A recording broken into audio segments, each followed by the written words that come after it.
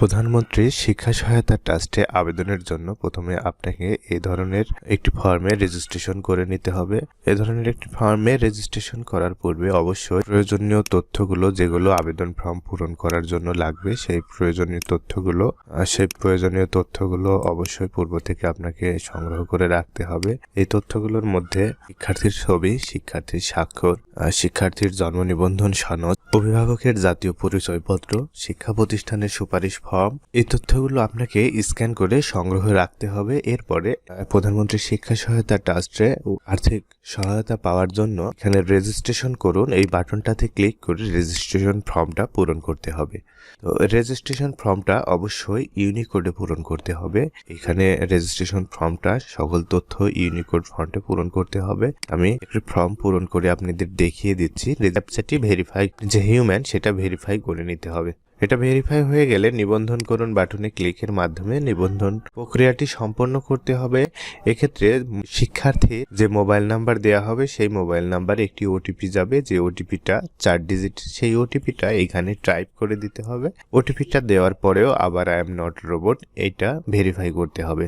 I am not robot verify করা হয়ে গেলে রেজিস্ট্রেশনকৃত জিমেল এবং পাসওয়ার্ড দিয়ে এইখানে লগ ইন করতে হবে। রেজিস্ট্রেশনকৃত জিমেল এবং পাসওয়ার্ড দিয়ে লগ ইন করলে এই জায়গায় শিক্ষা সহায়তা পাওয়ার জন্য একটি আবেদন ফর্ম আছে, সেই ফর্ম পূরণ করতে হবে। এখানে আবেদন করুন বাটনে ক্লিক করার পরে প্রয়োজনীয় তথ্য আপলোড করার জন্য একটি পেজ আসবে। এই পেজে প্রয়োজনীয় কাগজপত্রের ছবি অথবা স্ক্যান কপি আপলোড করতে হবে। এখানে আমি প্রয়োজনীয় তথ্যগুলো স্ক্যান করে আগেই রেখে দিয়েছি। এই তথ্যগুলো এখন আপলোড করে আপনাদের দেখিয়ে দেবো। এখানে শিক্ষার্থীর স্বাক্ষর আপলোড করতে হবে, এরপরে শিক্ষার্থীর ছবি আপলোড করতে হবে, এরপরে এইখানে শিক্ষার্থীর জন্ম নিবন্ধন আপলোড করতে হবে, দেন এইখানে শিক্ষার্থীর পিতার আইডি কার্ড আপলোড করতে হবে। এরপরে সংরক্ষণ বাটনে ক্লিক করলে আপনি ভর্তি সংক্রান্ত আবেদন সংক্রান্ত যে মূল ফর্ম সেই মূল ফর্মটা দেখতে পাবেন। এই আবেদন সংক্রান্ত মূল ফর্মে প্রয়োজনীয় তথ্যগুলো দিয়ে এই ফর্মটি পূরণ করতে হবে। শিক্ষার্থীর জাতীয় পরিচয়পত্র যদি থাকে তাহলে দিতে হবে, আর যদি না থাকে তাহলে এখানে জাতীয় পরিচয়পত্র সংক্রান্ত তথ্যের অপশনটা রেখে দিতে হবে। এরপরে শিক্ষার্থীর পিতার তথ্য এবং শিক্ষার্থীর পিতার এনআইডি নাম্বার, শিক্ষার্থীর মাতার নাম এবং শিক্ষার্থীর মাতার এনআইডি নাম্বার প্রদান করে নিচে ঠিকানা সংক্রান্ত তথ্যগুলো দিতে হবে, অর্থাৎ জেলা, বিভাগ, জেলা, উপজেলা, ইউনিয়ন এবং গ্রাম এইগুলো উল্লেখ করে দিতে হবে। এরপরে অভিভাবকের তথ্য অংশে অভিভাবকের তথ্যগুলো দিতে হবে। কোঠা, অর্থাৎ সে কোন কোঠায় আবেদন করছে, সে যে কোঠায় আবেদন করছে সেই কোঠাটা এখান থেকে সিলেক্ট করে অভিভাবকের বার্ষিক আয় এবং পরিবারের সদস্য সংক্রান্ত তথ্যগুলো দিতে হবে। এরপরে ভর্তিকৃত প্রতিষ্ঠানের তথ্য দিতে হবে, অর্থাৎ যে প্রতিষ্ঠানে ভর্তি আছেন সেই প্রতিষ্ঠান সংক্রান্ত তথ্যগুলো দিতে হবে এবং প্রতিষ্ঠানে কোন শিক্ষাবর্ষে কোন শ্রেণীতে অধ্যয়নরত, সর্বশেষ পঠিত শ্রেণী এবং সর্বশেষ পরীক্ষায় যে জিপিএ প্রাপ্ত হয়েছে সেই জিপিএ প্রাপ্তর ফলাফলটা দিতে হবে এইখানে। এই অংশটা দেওয়ার পরে ব্যাংকিং সংক্রান্ত তথ্য, এক্ষেত্রে মোবাইল ব্যাংকিং এবং ব্যাংকিং দুটাই ব্যবহার করা যাবে। এইখানে মোবাইল ব্যাংক হিসেবে অবশ্যই পিতা বা মাতারটা ব্যবহার করার নির্দেশনা দেওয়া আছে। পিতা বা মাতার অ্যাকাউন্ট দিতে হবে। যদি শিক্ষার্থীর স্টুডেন্ট অ্যাকাউন্ট হয়, ব্যাংকের অ্যাকাউন্ট, সেক্ষেত্রেও নিজের অ্যাকাউন্ট দেওয়া যাবে।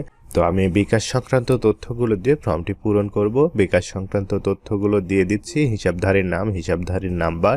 এই তথ্যগুলো দেওয়ার পরে আমরা পরবর্তী পেজে চলে যাব। পরবর্তী পেজে প্রয়োজনীয় কাগজপত্রগুলো এবং ফর্মের তথ্যগুলো দেখানো হচ্ছে। এই তথ্যগুলো সম্পূর্ণ ঠিক থাকলে আমরা এগুলো আপলোড করে দিব। এইখানে চূড়ান্ত ফর্মের বা সুপারিশ ফর্মে যে প্রত্যয়নটা আছে, সর্বশেষ পরীক্ষার নম্বরপত্রটা এইখানে স্ক্যান করে আপলোড করতে হবে, অথবা পরিষ্কার ছবি তুলে আপলোড করতে হবে। শিক্ষা প্রতিষ্ঠান প্রত্যয়ন বা সুপারিশ নির্ধারিত যে ফর্মটা আছে সেই ফর্মে সুপারিশটা স্ক্যান করে এখানে আপলোড করতে হবে। এরপরে অফিস প্রত্যয়ন, যদি চাকরিজীবী হয় সেক্ষেত্রে অফিস কর্তৃক যে প্রত্যয়নটা ওইখানে ফরম্যাট আছে সেই ফরম্যাটে প্রত্যয়নটা দিয়ে দিতে হবে, এখানে স্ক্যান করে আপলোড করতে হবে।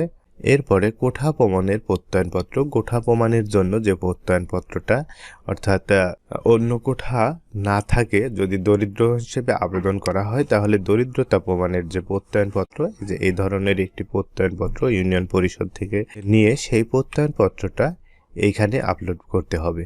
অর্থাৎ ভূমিহীন প্রত্যয়নপত্র বা দরিদ্র সংক্রান্ত যে প্রত্যয়নটা থাকে সেইটা এইখানে আপলোড করতে হবে।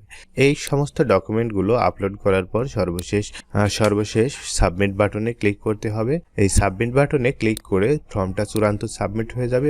এই আবেদন প্রক্রিয়াটা আপনি অনলাইনে সম্পন্ন করলে আবেদনের লাস্ট ডেটের পরে আপনার প্রোফাইল থেকে আবেদনের আপডেট সম্পর্কিত তথ্যগুলো দেখতে পারবে। এ ধরনের ভিডিও এবং টেক রিলেটেড আপডেট পাওয়ার জন্য চ্যানেলটিকে সাবস্ক্রাইব করে পাশে থাকবেন এবং নোটিফিকেশন থেকে বেল বাটনটি শো করে রাখবেন। নিত্য নতুন আপডেট তথ্য সবার আগে আপনার কাছে পৌঁছে দিতে পারি। ধন্যবাদ, ভালো থাকবেন।